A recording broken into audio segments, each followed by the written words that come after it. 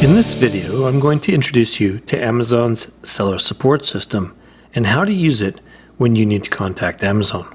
Now, Amazon has a very multifaceted seller support system that they offer to all their sellers. So what I'm going to do is I'm going to show you how to use it and which type of contact method to use depending on the situation that you're in. Now, just before I get started, if you look up here on the top right-hand corner of your Seller Central account, you'll see a search bar.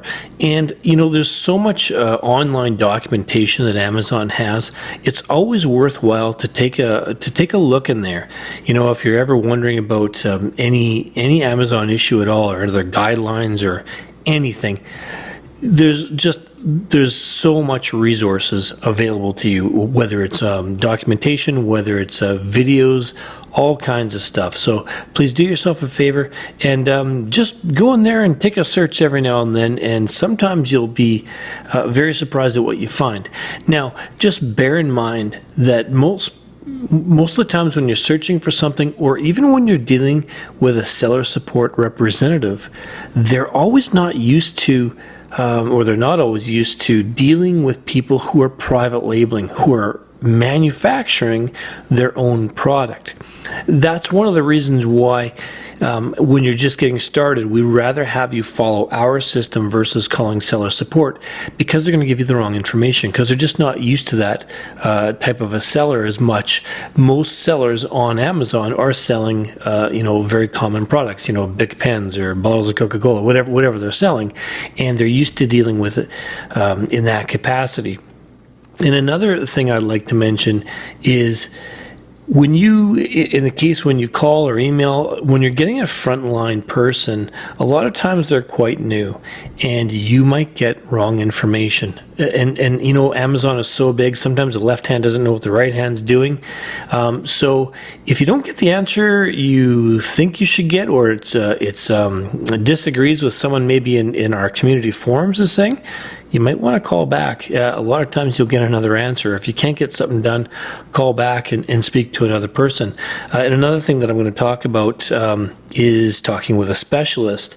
Amazon has a lot of different specialist departments, and typically to get to that department, you kind of put your time in on the front line. So my little tip to you guys when you're first dealing with any of your FBA issues is, when you call in and you ask to speak with a seller support representative, ask to be transferred through to the FBA department. Now, sometimes they'll ask you a bunch of questions why and try and help you, but just stay fairly determined.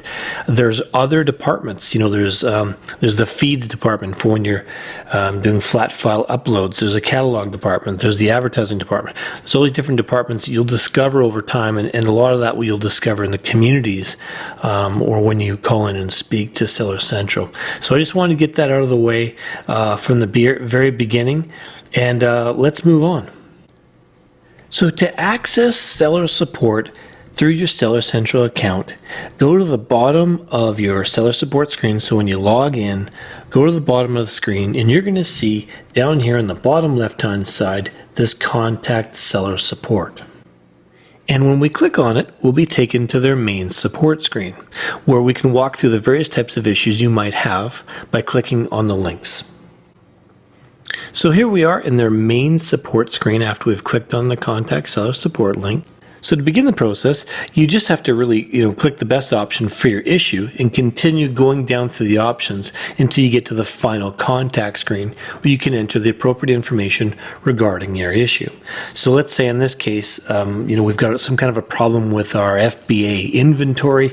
Maybe they've put the wrong amounts. So maybe you have 2 SKUs and you were supposed to have 500 of each, and they're showing 700 of each, or 600 of one and 500 of the other. There's some issue there. So all you do is click on Selling on Amazon. Then you would go to Fulfillment by Amazon, and in this case we might put other FBA issue. So now we can see they've got some top solutions here. I guess probably their most commonly asked questions, hoping that you won't have to actually contact them. But if our issue isn't addressed with these top solutions, then we can see that they've got 3 separate options to contact them. Now, if you select the phone option, you're actually asking a seller support representative to contact you. You do not call them. And it's really best used when you have a fairly urgent need, or you have something that you kind of need seller support to walk you through doing. Now, seller support is, and when you get the right person on the phone, they're actually very good at doing this. I mean, they're experts at their job. So for instance, if you've got some type of a complicated catalog issue and you have to upload some spreadsheets, they will take the time to go through that with you step by step to make sure you do it properly. So some good examples of where you may want to call them would be, when you're setting up a parent-child relationship, or you're in the process of brand registry, or different types of promotions and how they work, those types of things that are sort of a multi-stage process. Now, you can phone them as well, and they have a toll-free number you can use. And just like when I have them call me, it's usually only for things that are fairly urgent or I need to be dealt with right away. If there's a horrible problem with your listing or it's been taken down or something really awful, that's when I want to get on the phone with someone right away. So I'd either have them call me back right away or I would call them. And just a note, when you call them, it's going through their regular line. So, if you're an Amazon customer, you're going to get their line. So when you get that first person, you have to ask for seller support. Then when you get transferred through to seller support, and usually you have to give them your email address or verify your account so they know who you are. Then when I reach that first line seller support person, sometimes it's a very minor, very simple topic. I will talk to them. Otherwise, from that point, I will talk to the appropriate specialist I might need. In this case, we have some type of an FBA issue, so I'll ask to speak with an FBA specialist. So let's take a look here. We've got 2 other options. So they've got an email option, and that will initiate an email conversation, which really can take some time to resolve sometimes due to the amount of time it takes to get a response to each email. Sometimes it can take, 24 hours or more. In general, they're pretty fast about getting back to you. But again, I only use this for things that aren't urgent at all. So for example, if I was getting some negative feedback removed or something, I would probably just do it through email. Plus, if you're not based in the United States and you can't receive phone calls from seller support or it's expensive to call them, that might be your best option. Although you can get good rates through things like Skype, but sometimes the connection isn't so good. So using email might be more heavily used by people outside of the United States than the people within the United States.